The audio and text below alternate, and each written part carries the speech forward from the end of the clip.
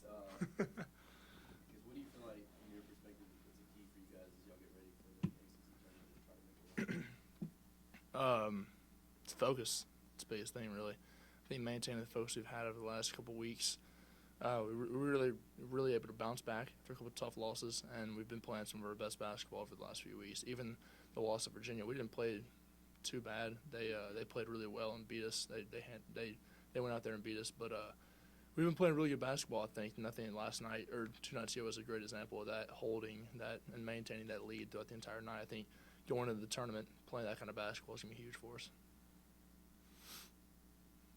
At what point did you feel like you kind of got to, I don't know if 100% is still accurate, but feeling like you were a lot better and Yeah. go out and play the way you wanted to? I think honestly, there's not really one thing I can pinpoint, but just keeping consistent with my treatment, keeping consistent with some of the stuff I was doing for rehab, keep strengthening it, making sure that I was continuing to try to work on my conditioning and stuff to get back into that, and not necessarily just conditioning with like my lungs, but like conditioning my legs to get back into it.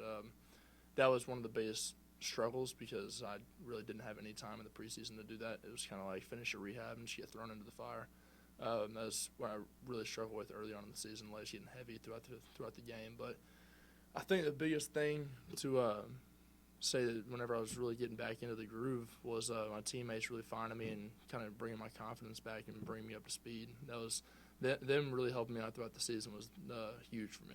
Was there like a game or like a time of the year where you were like, okay, yeah, like I can go out and play the way I want to?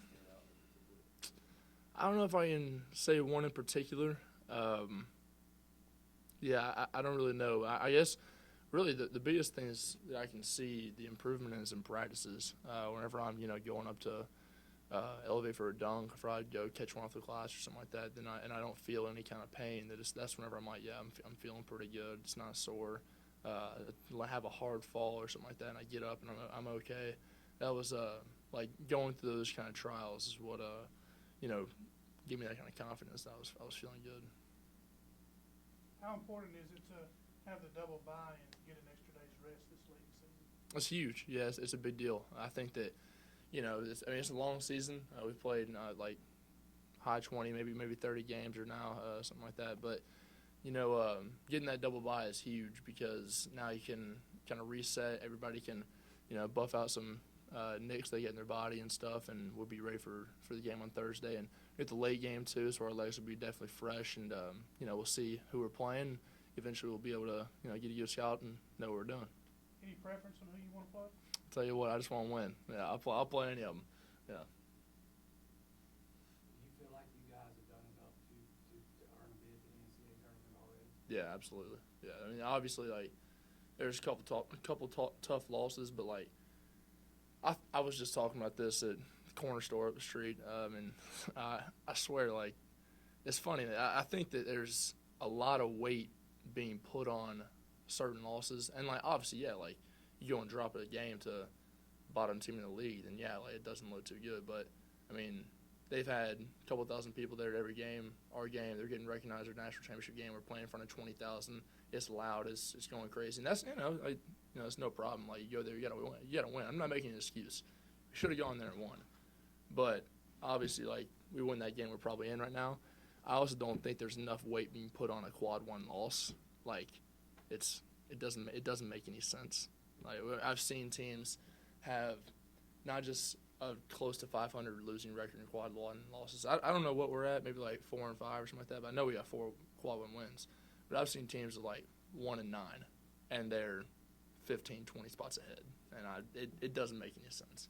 And at the end of the day, I try not to look at that stuff because who cares? Just go win. It's going to solve it is winning. But I think we have a good enough resume for sure. With the games we played, the margin of victories we've had, the consistency we've had over large periods of time. I've seen people say we're inconsistent this year. We had one bad week and a half. We've been pretty consistent over the past 3 months. So I think we've done enough. But there's plenty more to do, for sure. Have you decided yet if you're coming back for next year? If you might test the waters? I couldn't tell you, man. I mean, obviously, I love Clemson. I would love to be back here. That's what, as of now, if that's what God has in store for me, for sure. But, you know, I don't see anything crazy happening. I definitely would love to be playing next year, but, you know, we'd have to see. Anything else for PJ? Davis, you got anything?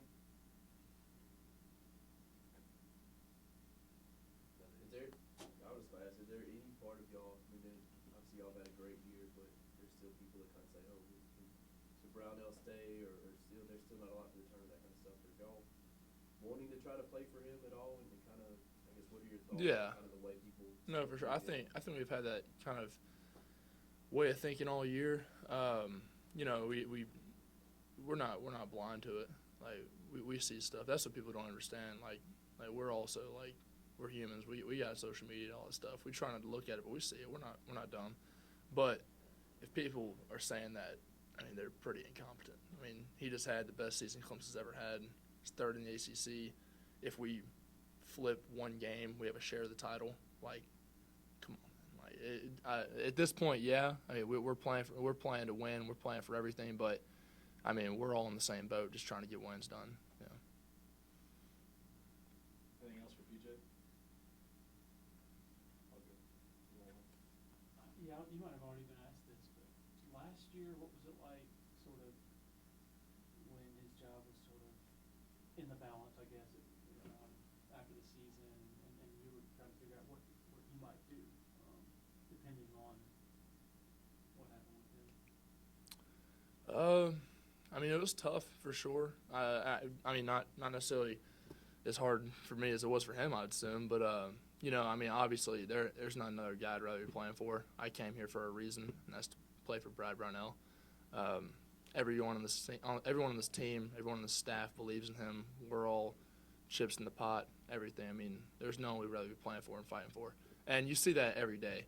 Because, I mean, if he's fighting for us as hard every single day, waking up when he does and getting here before everybody else, studying film, I mean, he's, like, addicted to basketball and winning. It's his livelihood. It's all he thinks about.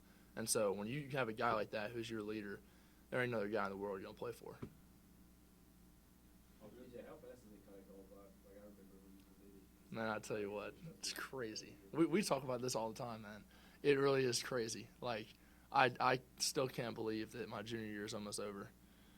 It's wild. It feels like just the other day where I was suiting up for Mississippi State first game, and I was shaking. I was so nervous. And I don't get nervous. I was a pitcher all my life, and if I went out there and plunked the first batter, I was like, all right, whatever. Like, you know, on to the next.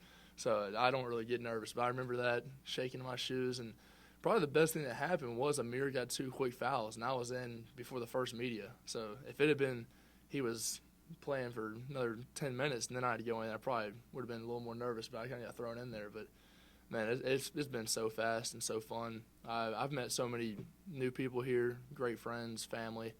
I can't believe it's almost 3 years gone by now. That's what, you know, like, is at any point did you kind of wonder if you were going to get back to feeling right and kind of close to 100%?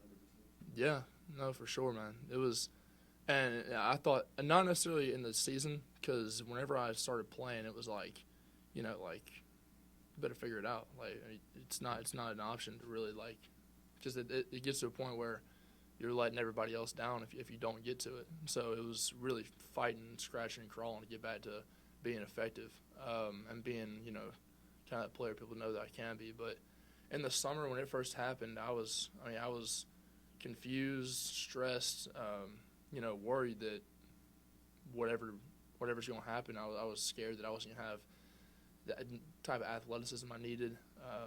I wasn't going to come back quick enough. I wasn't going to be kind of what this team needed. And I think that especially the past few weeks, I think I've been able to really step into my old shoes and get back into the groove for sure. Yeah.